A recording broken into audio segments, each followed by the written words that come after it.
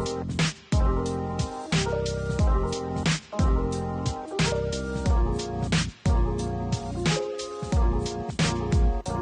everyone, and welcome to the Research for Social Impact podcast presented by the Centre for Social Impact at Swinburne University of Technology. My name is Susan Pizzati and I'm the Principal Industry Fellow in Social Impact here at CSI Swinburne, and I'm delighted to be your host for this series. I'd like to begin by acknowledging the traditional owners of the lands on which we're producing this podcast today, the Wurundjeri people of the Kulin Nation, and to pay my respects to elders past and present.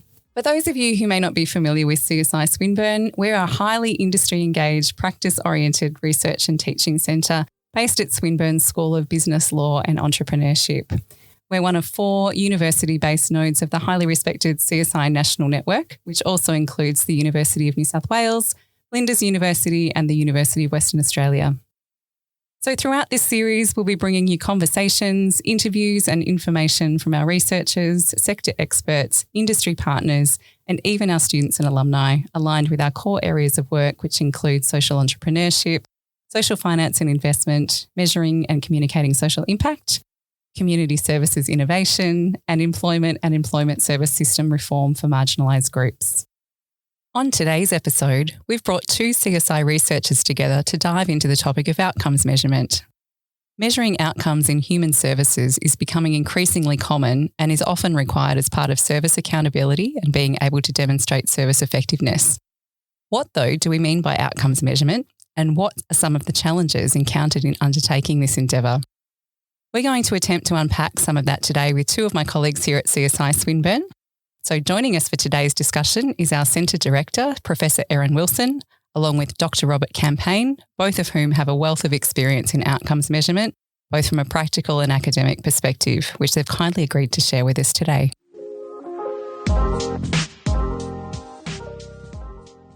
So let's start right there. By way of introduction, can I please ask each of you to introduce yourselves and tell us a little bit about your outcomes measurement experience? Erin, can we start with you? Sure can. Nice to be here again, Susan. I guess I've been kicking around the social services sector for a long time, as we've talked about in a previous episode. And in that time, I've had to report on outcomes of programs that I've designed and delivered in the social services sector. And I guess my more systematic interest in outcomes measurement sort of began when I was working at a large disability services in Victoria in Scope, where one of my tasks was to try and design an approach to outcomes measurement for the entire disability services area. And later, extended that interest in evaluation work I was engaged in with the Australian Institute of Family Studies, and more recently have been advising a range of programs in state and federal government levels, as well as across the sector, perhaps particularly in relation to the NDIS Information Linkages and Capacity Building Program when that was first started back in the NDIS and now is at DSS. But for the last 4 or 5 years or so, I've been really concentrating that effort into the work we've been doing on the Community Services Outcomes Tree. Fantastic. Well, it's great to have your input here today, Erin. Thank you so much. And Rob, what about you? Well, my background's in sociology, and I studied at La Trobe University, and my postgraduate studies there were in social theory, which there was no mention whatsoever about outcomes in that work. And like Erin, I didn't come across outcomes until I started working at Scope as well. And I think for me, I often think of the work that I did with a group of young people who belonged to what was called the Scope Community Group. And we were interested in measuring outcomes from that service, particularly in relation to their person-centred planning and goals that they were trying to achieve. And it's fair to say that the young people that we were working with were much more interested in enjoying each other's company, enjoying being out in the community and doing all their activities rather than thinking about their outcomes and measuring outcomes. But it was, interesting project, very interesting and great to work with them. And that set me off, I guess, on the outcomes journey. And I can say that I've been grappling with outcomes ever since, and certainly haven't resolved many of the issues that I first encountered back there and still, wrestling with today. Fantastic. And I think that's probably reflected in a lot of our listeners as well, still grappling with some of these issues, which hopefully we'll be able to touch on today. Thanks, Rob. So it feels like there's a lot of discussion in the social purpose sector about outcomes measurement at the moment. Everyone seems to be talking about it. Everybody seems to be trying to do it. But I think it would be helpful to start our discussion today with why it's important. Or perhaps a better question would be, is it actually important? Rob? Well, I think it's safe to say that we'd all agree that we want to see a service performing well and maximising benefits for the people it serves. The question, I suppose, is how do you know this and how do you demonstrate this? How do you provide the required evidence that will satisfy a whole range of stakeholders? And I guess one of the largely accepted ways is through outcomes measurement, though this is also a contested space, as we'll discuss throughout, given some of the challenges of outcomes measurement. I think we have to be wary too of imposing outcomes measurement on a service and their staff and the people that they support. I think in our experience, we often find that people are willing to assist and be involved, but it can be an activity that takes up people's time and focus. If you collect data, let's say, for an example, through a survey, you're mindful that people are completing yet another form. They've got to answer more questions. So I think if you do undertake outcomes measurement, you need to be clear as to why you're doing it. And the value of it. And I think if people can see that value, they're more likely to be open to outcomes measurement and then hopefully co-partner with you so that you're engaged in the endeavour together. I'm also mindful that people, staff, service users, they're busy. You have to respect that and consider should we be doing outcomes measurement in this particular context? Is it the right time? Is there value in doing the work? You need to think about how it be done, what resources will be required, and these are just some of the initial questions to think about before you dive into outcomes measurement. Now, that's so interesting, Rob, because in some ways you're making a case for why not to do it, or at least what to consider when thinking about whether to do it. And I think that picks up on, I guess, that important set of thinking about there are actually lots of things that we want to know that help us improve our service design or improve our investment decisions. And outcomes is just one of those pieces. And we have to think about the context that we're delivering that in. And we've got to think about that, if we know what outcomes we achieve, is that the most useful piece of data, or is it the only piece of data we need to have to be able to use to make decisions? So we might need to know what's enabled those outcomes or what got in the way of those outcomes. So I guess the overall message is that it is just one piece of information that we need to make good decisions. Lots of reasons to do it, but it's not the only thing we need to know. Yeah, really interesting. And one of the things that I've noticed is it feels like when people are talking about outcomes measurement, they're not always talking about exactly the same thing. Would that be fair, do you think, to say?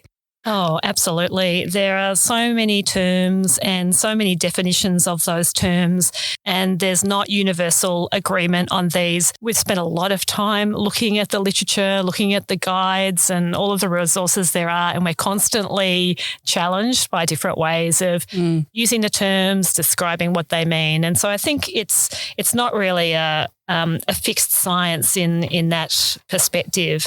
But for the purposes of today, I think it's helpful to think about outcomes as being the results of doing something such as providing a service or activity. So really focusing on that notion of results. And of course, we can have results at different parts of the ecosystem. We might have results at a macro level in terms of influencing policy, or at a meso level in terms of, say, perhaps building resilient communities, or at a micro level in terms of what happens for individuals and families as a result of the interventions, activities, services we might provide. And it's really at that micro level that I guess a lot of our conversation today will focus. And I think, adding to this definition of outcomes measurement, I think one of the problems that many people face in undertaking outcomes measurement is feeling that there's one right way to do it, that there's one correct approach, if you like.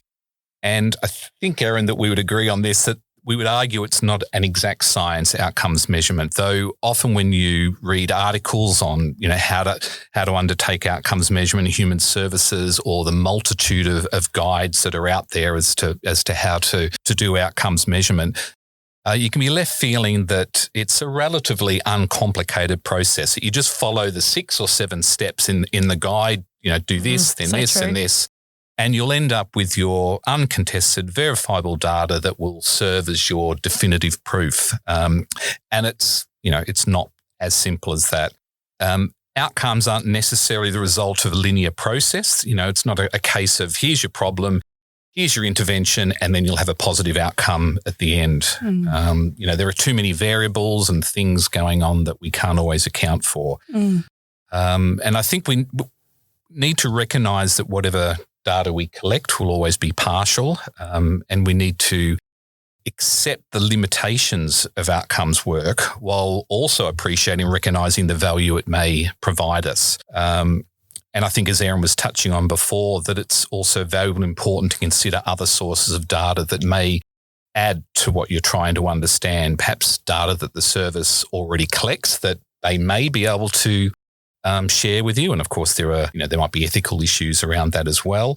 Or it may be information related to the broader social or service context, which may help to complete the picture. So, yeah, I really like picking up on that idea that it's sort of presented as a kind of super easy, well, not super easy, but at least a straightforward, set of steps or a recipe of going about it. And, often I think we hear that a lot, from the partners that we have, almost as if you could take something down off the shelf and somehow just do it. But there's so many complexities in it. I think we've done the sector a bit of a disservice by acting as if it's fairly formulaic and we can easily define outcomes and easily measure them. Yeah, really interesting point. And one of the questions that I sort of think about a lot as well is who are we actually evaluating for? Erin, I don't know if you've got a perspective on that. Yeah, look, I think it's there's lots of perspectives on that one. Often people are pushed into evaluation because of their funder, so it's become a funding requirement. Sometimes those are not particularly meaningful evaluations. Sometimes funders don't do much with that information. Clearly, there's the issue of whether or not we would evaluate so that the beneficiaries understand, the result of those services and activities that they're participating in, and it might assist them to make good choices. I don't think we very much engage with that position, and there's lots of complexities in doing that. Rob and I have both been involved in some work where, as you were describing earlier, Rob, in terms of the disability service, we have individualised funding that's based on goals and to some extent outcomes, and yet outcomes are not really measured in those services. And even if they were, how would they be used to inform decisions? How would a service user take outcomes data and use that to inform their choice of service or the activity they want to engage in, and how would the funder use it? None of those questions are resolved at all. So this question of use and that purpose in that sense are quite unresolved. Yeah, interesting. So you've touched on maybe some of these already, but what do you feel are the main challenges and opportunities in operationalising outcomes measurement from a practical perspective? So can you maybe talk us through some examples from some of the research projects you're involved in, Rob? Sure. Well, I'd start by saying there are a number of challenges with outcomes measurement, as you've mentioned, that we've already started to talk about. One of them is this predefining of outcomes. So how do you define an outcome and how do you measure it? So, for example, if you were thinking about social inclusion as an outcome, how do you find that and how do you measure social inclusion if that's an outcome that you want to see for people? You need to think about what metrics, what data will enable you to best measure any particular intervention and whether, an outcome was achieved, say social inclusion, for example. And then there's a question of who decides on the outcomes. Is it the funders that determine the outcomes that you want to measure? Is it management? Is it researchers?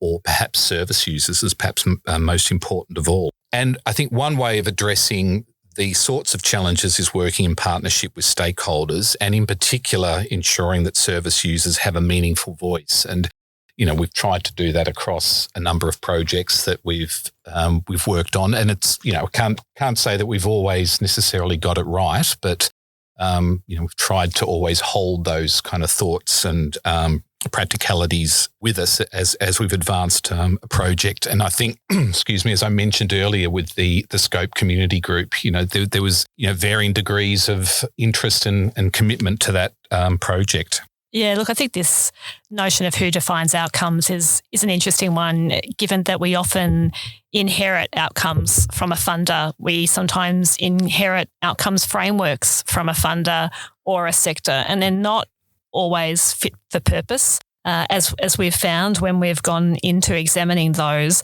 and there's lots of them. There's lots of outcomes frameworks and lots of organisations that have their own outcomes framework or think that the end goal is to develop their own outcomes framework. And so we end up with this sort of plethora of possible ways to name up an outcome, ways to organise them together. And that's a real problem, I think, for the sector to know, quite what to call something, what to use.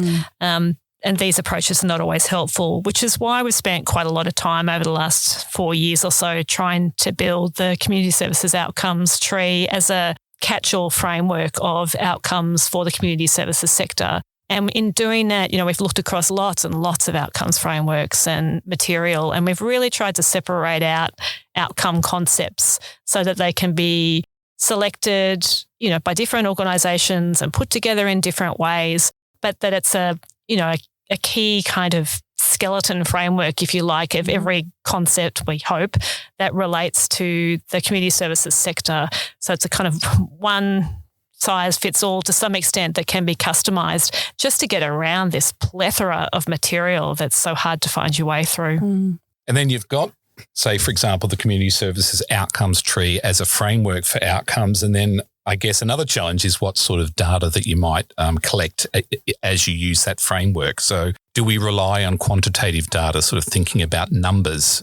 Often this type of information might be easier to collect, but then you miss out on the qualitative data that may offer a richer insight into people's experience and understanding. However, that may take more time to collect. It may place a greater a burden on respondents, and there's a degree of perhaps complexity in the analysis as well. Then you need to think about how you collect the data. Are you going to use surveys? Are you going to interview people? And then depending on the instruments that you use and the questions, you need to think about how you develop those particular tools, those methods. And you need to think in doing that about the appropriateness of the people you're working with.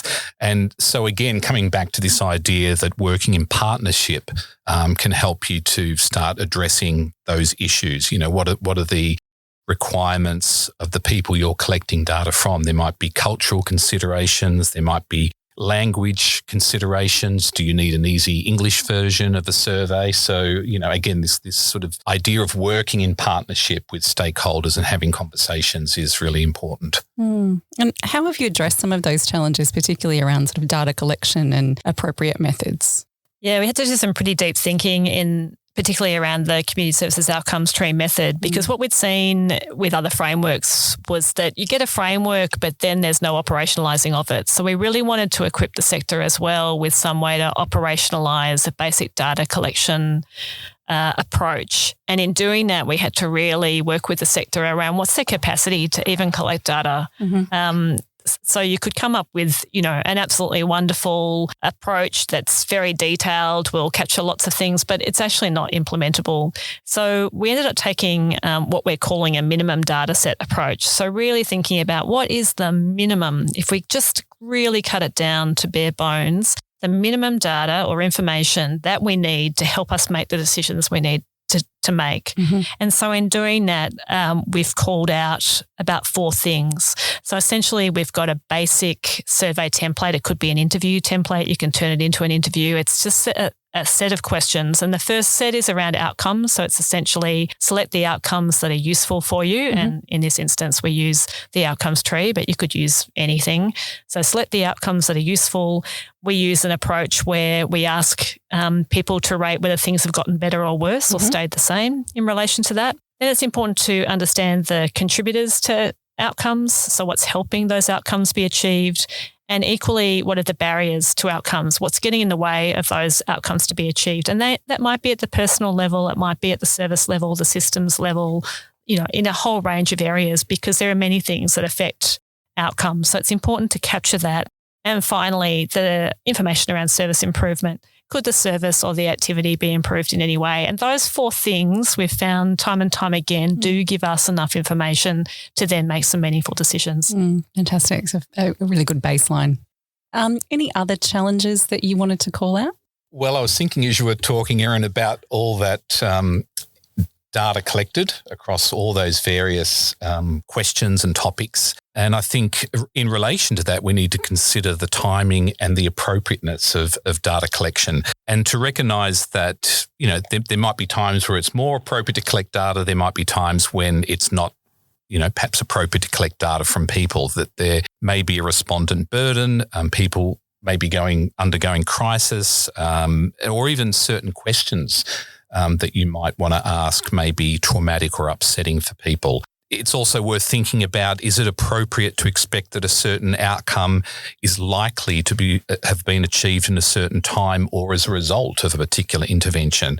Yeah, we often talk about the right time to, the right amount of time for an outcome to have cooked, if you like. It's a kind of simple way of thinking about it, because often services or interventions have a window of delivery time that's quite short, and outcomes don't necessarily become fully cooked in that time. They might be emergent. And so in those kind of contexts, we have to select, rethink what those outcomes are. We might have these longer term goals of a particular outcome, but then within that service window time where we can actually still collect data because we're still able to see and engage with the participants of that activity in that time frame, what could we reasonably expect to see happen? How far along that journey of change or result might we get in that time frame, and pick the right outcome for that right amount of time that you've got that engagement with the participant for. Yeah, really, really important point. And I know this is a really tricky aspect, but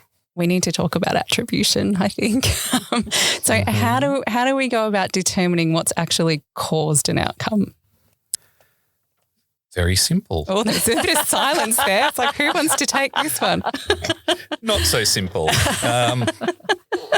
Yes, this is something I think that we've wrestled with for a long time. It's not a simple, straightforward solution. We know that people and human services act within complex environments, and, there's a number of variables that can affect an outcome. So, one of the key issues of outcomes measurement is this question of attribution. How can we be certain that any outcome can be attributed to a certain specific intervention? Can we determine direct causation?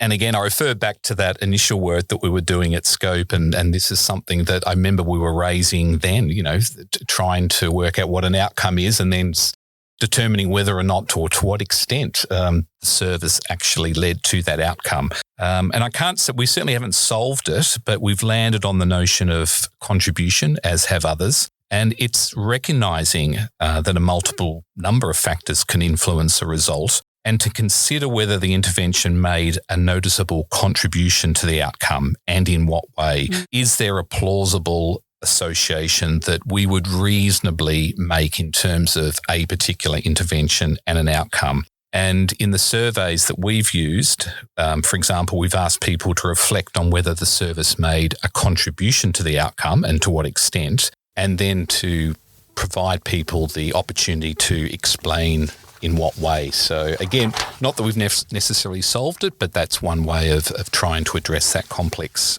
question. And I can appreciate that that's an interpretive approach that will not satisfy those who are searching for an objective truth through scientific methods, that we operate in messy, complex environments, and some researchers have argued that in undertaking outcomes measurement that we have to be comfortable with that uncertainty. So given everything we've just heard, when should an organisation invest in outcomes measurement, and when shouldn't it? So what does an organisation need to do if they're thinking about undertaking an outcomes journey, Rob? Well, I think as Erin's mentioned before, we'd come back to this consideration of what the value is, and, why do you want to do it, and is there a necessity for it? And I think if an organisation can identify the value of outcomes data, then it's certainly worth exploring, while also, considering the resources required, staff time, respondent burden, what level of expertise is required to do it successfully, the time frames involved, all those things. Potentially it's worth seeing what other similar organisations have done, and perhaps speaking to them about their experience and the value they got from it before deciding as to, whether you want to undertake that outcomes journey or not. And, it also stressed that if possible, to have a conversation with service users. They're incredibly, it's what it's all about ultimately. So those people with lived experience and, involving them as much as possible right from the word go. I think that notion of value is a really important one. We keep coming back to it and, to some extent the proof's in the pudding. So when you collect that outcomes data and you report it, does it actually have value? You see that. Can it be used? Is it having an impact? Where would you expect it to be used? And we have actually seen that in some of the data reporting that we've done, particularly from using the community services outcomes tree with so many different organisations now.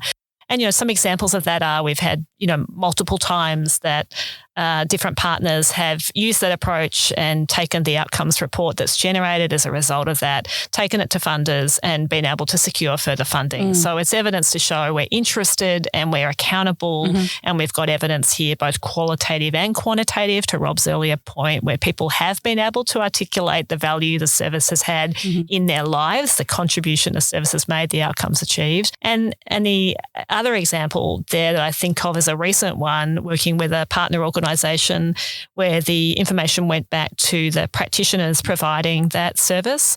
And what then they got was feedback through that process from the people they work with. And in doing that, they just got this affirmation that the way that they were working, was how consumers valued it, as well as direction for how to improve. But to them, I think it was just this massive affirmation that was so moving to them that the quote is that they really ended up in tears, that they could see in this case, the young women that they were working with were reporting these quite moving outcomes in their lives, which is something that as a practitioner you hope for, you sometimes see, but to have people report it back to you is actually a really great privilege to hear. Amazing. You've given us a lot to think about. I'm just thinking, for anyone who's considering undertaking their own outcomes measurement initiative, what would be your top tips for success? Rob's going to steal mine here. I'm just going to give you a little, spoiler alert. How do you know what I'm going to say? I would say my top tip would be to recognise that there is no one perfect way. And this is not to suggest that you shouldn't be governed by the requirements of evidence, that you can, then just do it in a haphazard, ad hoc kind of way. It's appreciating that you are undertaking an evidence-based endeavour and that you construct a method based on knowledge and understanding of outcomes measurement in human services using a particular method that has a logic and a rigour to it. So that's important without, as I say, thinking that there's got to be a perfect way to do it. And I know in the work, say, that I've done with Erin and others at CSI, that we go over the methods and the questions and we reflect and revise, and you can end up at times feeling like you're tying yourself in knots trying to get it, inverted commas, perfect. And this process is all part of the, knowledge generating and research endeavour.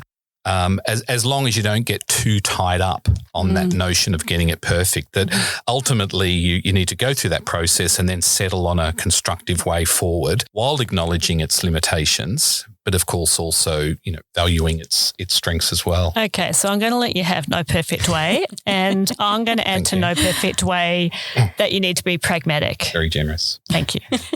So essentially, in being pragmatic, think about what is it that you really need to know, or even what you most need to know. You can't answer everything. Don't stick every piece of questioning into an approach, even though you think, it'd be good to know this and it'd be good to know that. You'll just overburden people. They won't necessarily complete all the questions or answer all of your questions. And then you'll have to manage a whole lot of data, which you probably won't actually use. And so you've really got to get to the nub of things in being pragmatic, really thinking about what resources do I have to allocate to this realistically, and therefore knowing those limitations, what's the logic of what I need to know. Fantastic tips. Thank you both. And finally, this is a question that I ask all of our guests. I would love to know from both of you, if you had an unlimited budget in a dream world to put towards a new piece of research or education in outcomes measurement, What would you spend it on? Unlimited budget. Unlimited. Wow. Go for it, Rob. Go for it.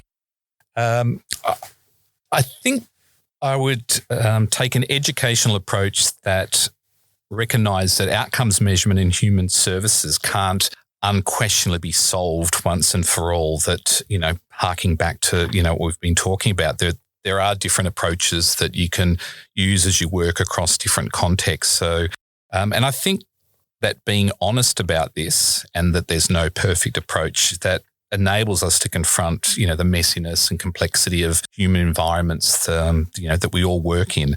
And then I think the focus of your work, in part acknowledges this complexity and that, undertaking outcomes measurement that hopefully is done in a manner that yields meaningful and practical information, will enable everybody to, gain knowledge from it that ultimately informs service provision and, to the benefit of all stakeholders and particularly service users. So I think, it's just that being honest, I suppose, about the challenges and the limitations, as well as, of course, the strengths and value of outcomes measurement. So you're going to spend your money on education so that people understand the complexities and can be honest about it. Mm-hmm. Yeah.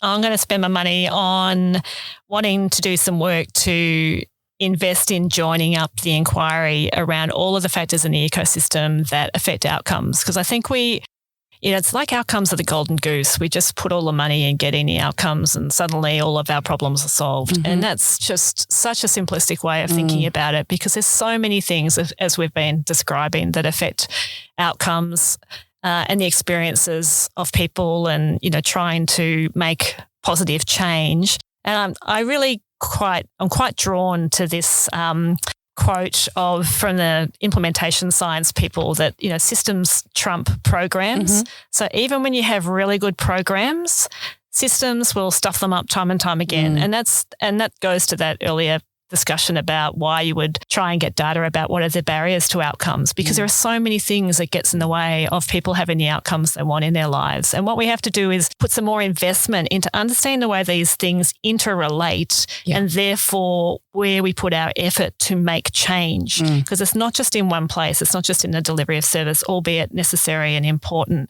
There's all these other things going on. So to try and join up our thinking and invest in that deep thinking across systems, I think is really important.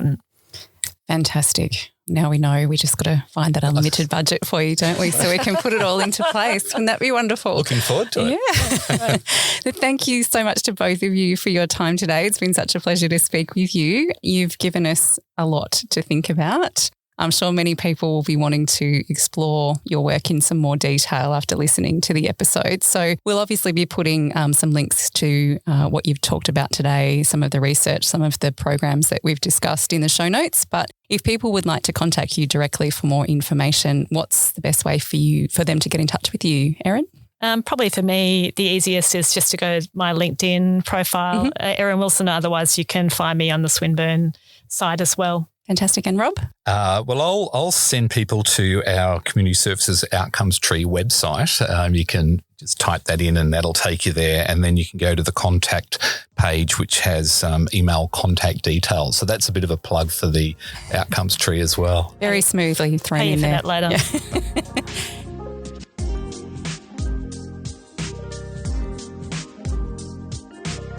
So that brings us to the end of this episode. I hope you enjoyed our discussion with Erin and Rob.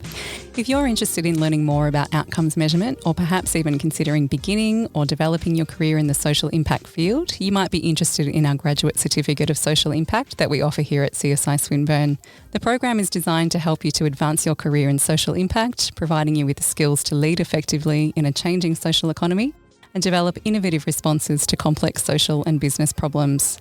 For more information, visit the CSI Swinburne website, and we'll also leave a link to the course information in the show notes. As always, please feel free to contact us if you have any follow-up questions or feedback on this episode. We always love hearing from you. Thanks for listening, and we hope you can join us again soon.